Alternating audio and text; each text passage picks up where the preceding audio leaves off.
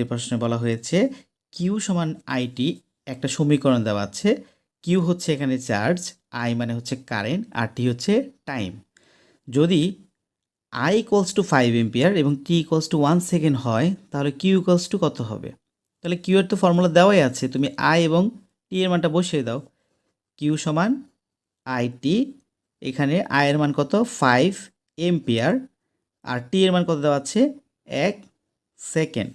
তাহলে প্রতি সেকেন্ডে 1 এম্পিয়ার কারেন্ট যদি তুমি 5 এম্পিয়ার কারেন্ট যদি যায় কোনো একটা সার্কিটের ভিতর দিয়ে, তাহলে এখানে এর মধ্যে সঞ্চিত যে চার্জ হবে সেই চার্জটার মান হচ্ছে কত 5। কিন্তু একক কি হবে? এই যে এটা চার্জ বা আদান, এর একক হচ্ছে কুলম্ব,